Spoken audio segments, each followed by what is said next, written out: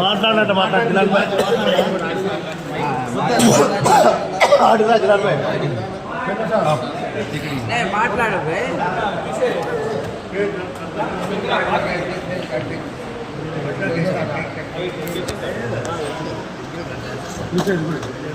निकल ले वीडियो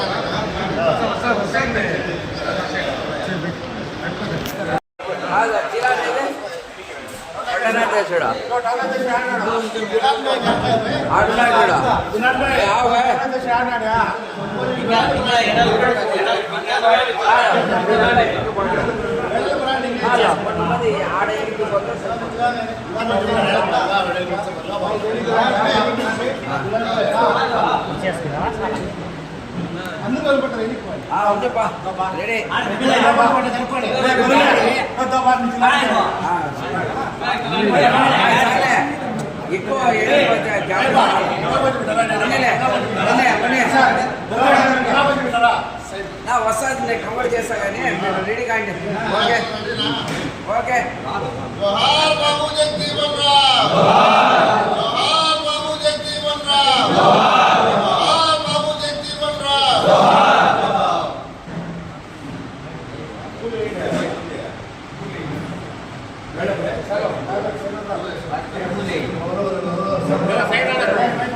అందరికీ నాయకులందరికీ ధన్యవాదాలు తెలుపుతున్నాను. Thank you very much.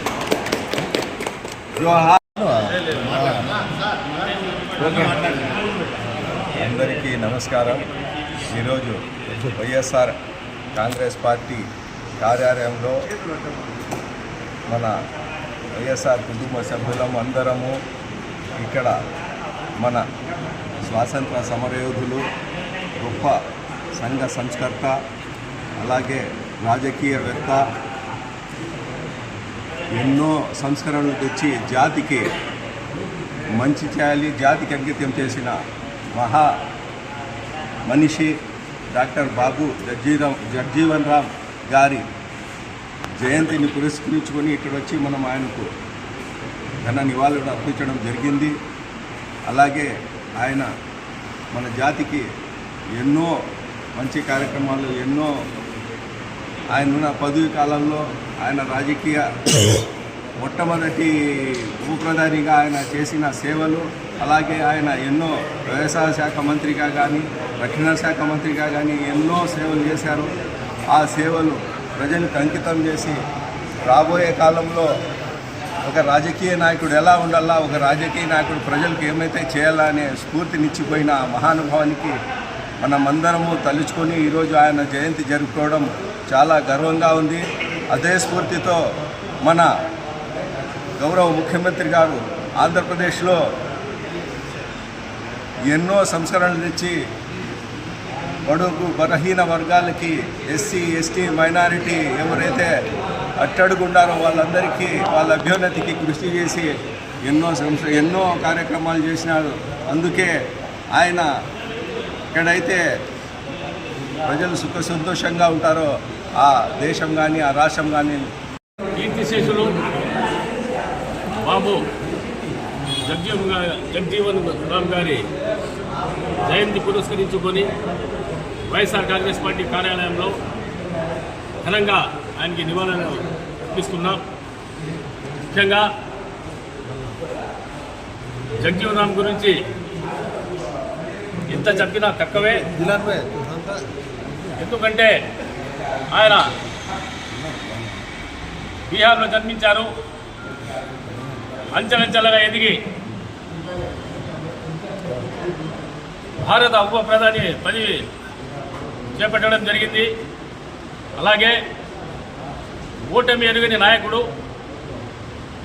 ఈరోజు ఆయన లేకపోయినప్పటికీ బీహార్ రాష్ట్రంలో ఆయన ఎస్టేట్లో ఈరోజు కూడా కొన్ని వందలాది మంది అక్కడ భోజనాలు చేసి పోతూ ఉంటారని చెప్తుంటారు. దేశ్కి నేత,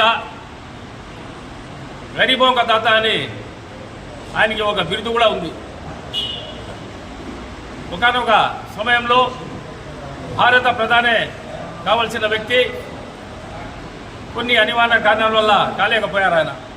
మరొక విషయం ఏమంటే ఈరోజు జగ్జీవన్ గారి గురించి మనము ఎందుకు గుర్తు చేసుకుంటున్నామంటే ఆ మహానుభావుడు ఈ దేశానికి చాలా సేవలు అందించారు.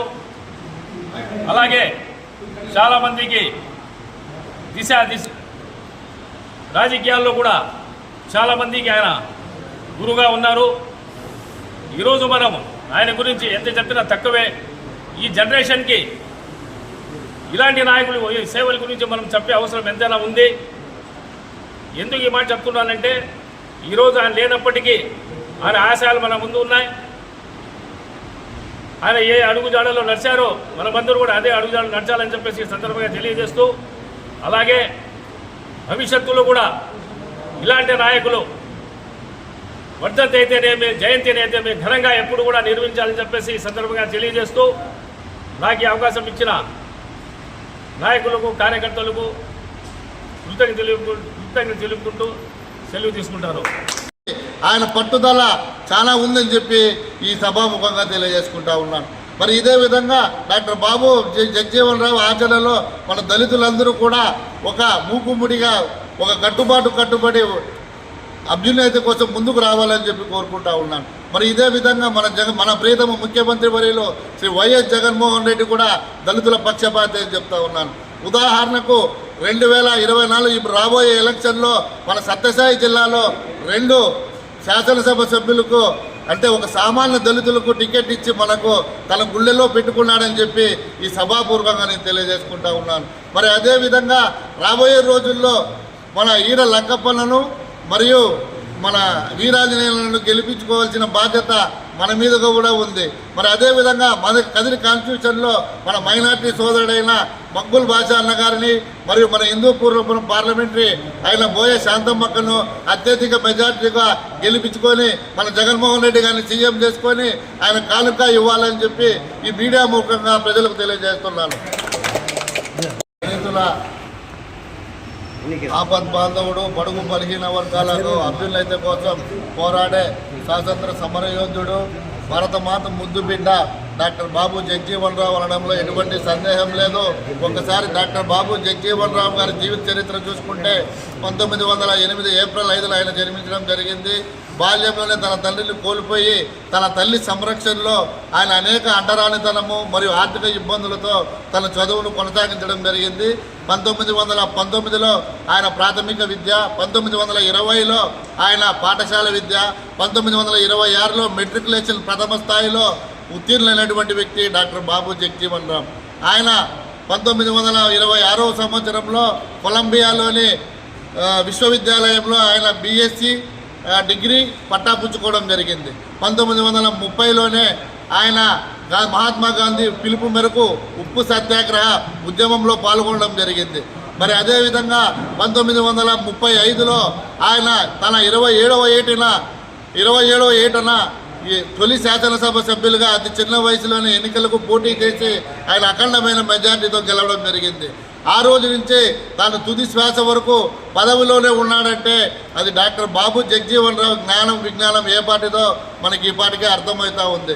మరి 1947వ సంవత్సరంలో అంతర్జాతీయ లేబర్ కాన్ఫరెన్షియల్ మీటింగ్లో ఆయన ప్రసంగం చేయడం జరిగింది.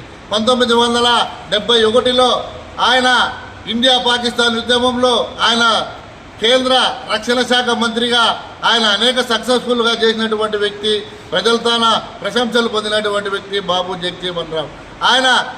ఆయన ఫుడ్ అయితేనేమి, వ్యవసాయం అయితేనేమి, మరియు రైల్వే శాఖ అయితేనేమి, వివిధ శాఖల్లో ఆయన రాజకీయ ప్రస్తావనలో 50 ఏళ్ళ పదవిలో 37 సంవత్సరాల పాటు కేంద్ర మంత్రి పదవులు అనుభవించాడంటే అది ఆయనకు తప్ప వేరొకరికి లేదని అప్పటికే ఆయన ప్రపంచ రికార్డు స్థాయిలో ఆయన ముందుకు పోవడం జరిగింది. ఆయన రికార్డు ఇంతవరకు ఏ ఒక్కరు కూడా బదలగొట్టలేరని చెప్పి మేము చెప్తా ఉన్నాం. ఇదే డాక్టర్ బాబు జగ్జీవన్ రావు గారు మన డాక్టర్ బిఆర్ అంబేద్కర్ గారు చైర్మన్ గారి ఆధ్వర్యంలో ఇక్కడ బాబు జగజ్జీవనరావు జయంతి పురస్కరించిన ఇక్కడ ప్రోగ్రాం చేయడం జరిగింది. దళితులు ఇక్కడ వచ్చిన కార్యకర్తలందరికీ ప్రతి ఒక్కరికి పేరు పేరు నమస్కారాలు. అలాగే బాబు జగజ్జీవనరావు గారు 1908లో బీహార్ రాష్ట్రంలోని చందన్ గ్రామంలో జన్మించారు.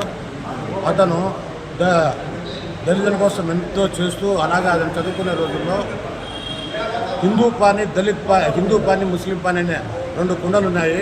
ఆ కుండల్లో హిందూ పానీ దాంట్లో నీళ్లు తాగడం జరిగింది.